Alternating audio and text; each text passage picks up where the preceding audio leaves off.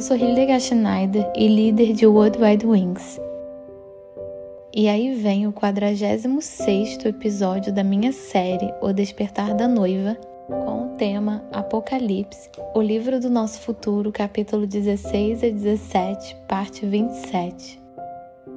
E aconteceu que observei saírem da boca do dragão, da boca da besta e da boca do falso profeta 3 espíritos imundos semelhantes a rãs. Ora, são espíritos de demônios que realizam sinais miraculosos. Eles vão aos reis de todo o mundo, a fim de reuni-los para a batalha do grande dia do Elohim Todo-Poderoso. Apocalipse 16, 13 e 14. Disse que os 3 espíritos imundos são como rãs.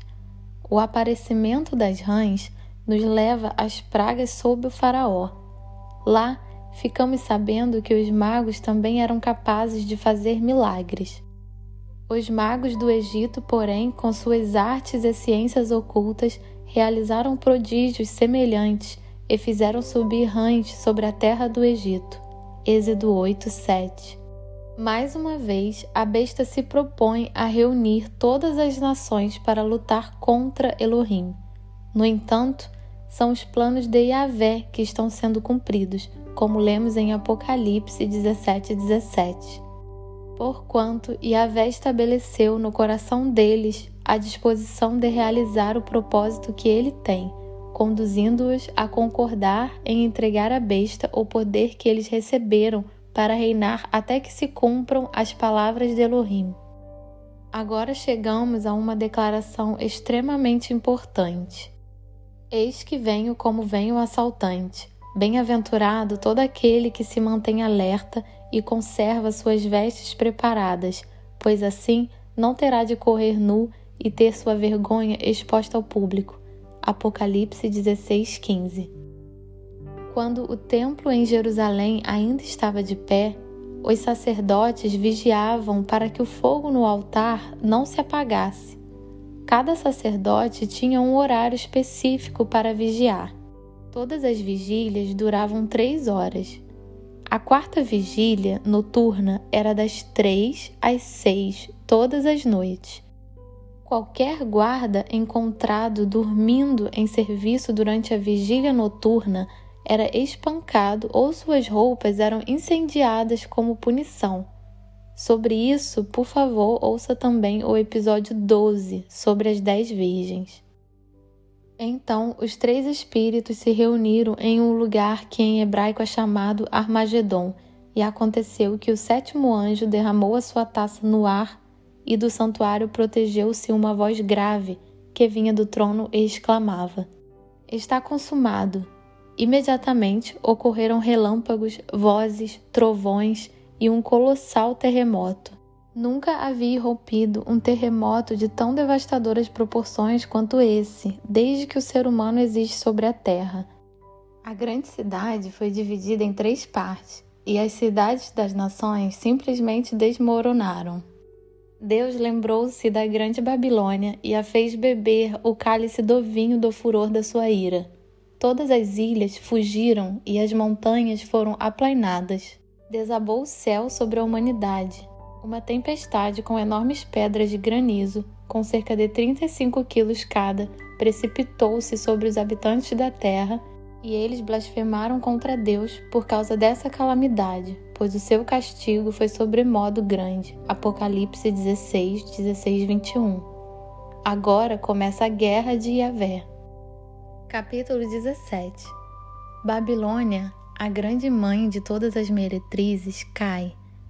As opiniões variam amplamente quanto a quem é a grande Babilônia. Há quem diga que é a América, outros pensam que é Roma, outros dizem que é o Islã. Certamente, o mundo inteiro segue mais ou menos a sedução da Babilônia com seus caminhos, mas estamos olhando para a mãe da Babilônia, na qual originou a sedução da Babilônia e o que as Escrituras dizem sobre ela. Então, eis que se aproximou um dos 7 anjos que tem as 7 taças e convidou-me, dizendo: "Vem comigo, eu te mostrarei a condenação da grande prostituta que está assentada sobre muitas águas, com quem os reis do mundo se prostituíram e os habitantes da terra se embriagaram com o vinho da sua sedução. Apocalipse 17, 1, 2. Em Apocalipse 18, 2, 3 é confirmado sobre eles. Então ele bradou com poderosa voz: caiu a grande Babilônia, porquanto todas as nações beberam do vinho da cólera da sua prostituição. E Apocalipse 17, 18 diz sobre a mulher que viste é a grande cidade que reina sobre os reis da terra. E em Apocalipse 18, 9 e 10, lemos sobre ela: os reis da terra que com ela se prostituíram e aproveitaram do seu luxo, se desesperarão e prantearão por ela, assim que avistarem a fumaça do seu incêndio colossal. Aterrorizados por causa do tormento dela, ficarão observando de longe e gritarão: ai, ai da grande cidade Babilônia, a cidade forte! Como foi que em apenas 1 hora chegou a tua condenação? Os seus cadáveres ficarão expostos na rua principal da grande cidade, que simbolicamente é denominada Sodoma e Egito, onde da mesma forma foi crucificado seu Senhor. Apocalipse 11, 8. Todos certamente concordam que Yeshua foi crucificado em Jerusalém. Como a grande cidade da Babilônia é descrita? Ela tem artigos como ouro, prata, pedras preciosas e pérolas, linho, púrpura, seda, tecidos escarlate e toda espécie de madeira de cedro e peças de marfim, madeira preciosa, bronze, ferro e mármore, canela e outras especiarias, incenso, mirra e perfumes, vinho e ovelhas, cavalos e carruagens e até mesmo corpos e almas de seres humanos. Apocalipse 18, 12, 13.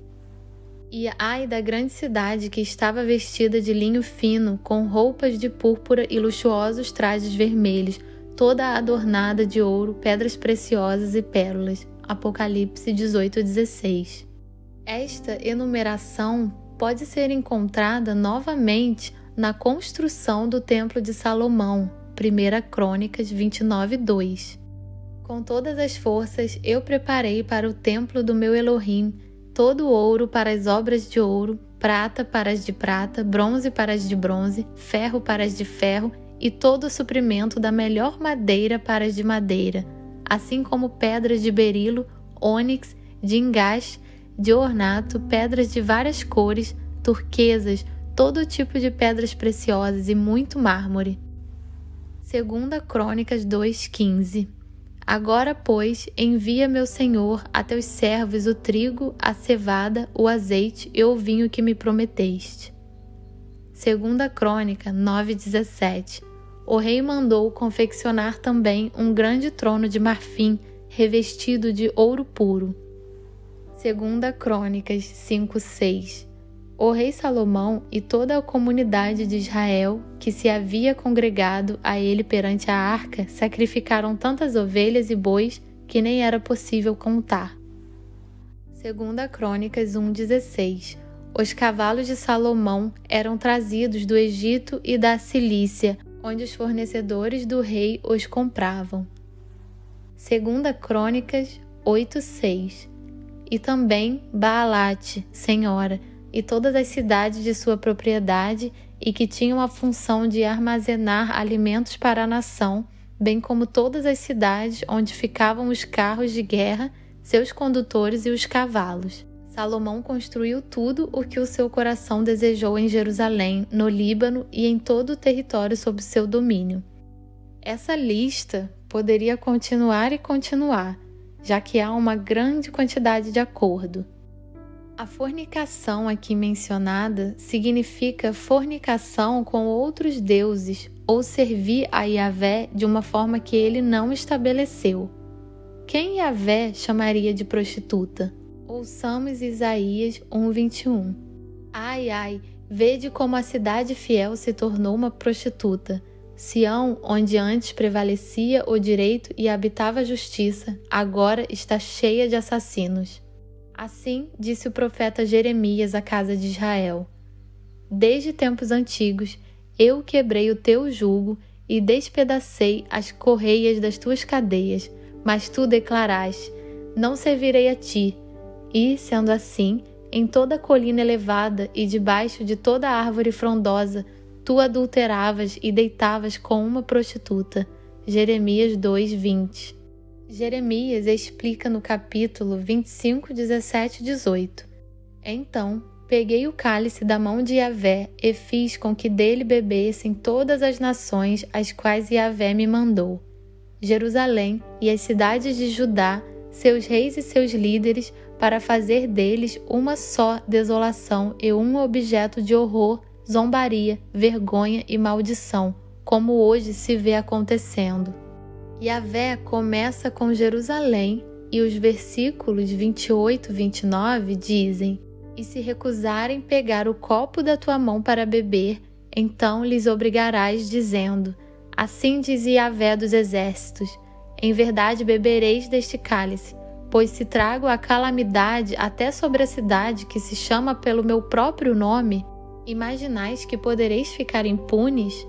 Também encontramos este pensamento em Lucas 21, 20 e 22. Quando virdes exércitos fechando o cerco ao redor de toda Jerusalém, sabei que é chegada a hora da sua absoluta destruição. Então, os que estiverem na Judéia, refugiem-se nos montes, mas os que estiverem na cidade, saiam imediatamente, e os que estiverem nos campos, não venham para ela, porquanto estes serão os dias da vingança, a fim de que se cumpra tudo o que está escrito. Ou em Jeremias 51, 6, 8. Porque esse é o tempo da vingança de Yahvé. Ele lhe retribuirá conforme o seu merecimento. A Babilônia era como um copo de ouro na mão de Elohim. Ela embriagou toda a terra. Do seu vinho beberam as nações. E por esse motivo perderam o bom senso e tornaram-se loucas. De um momento para o outro caiu a Babilônia e ficou completamente arruinada. Sejam todos ricamente abençoados.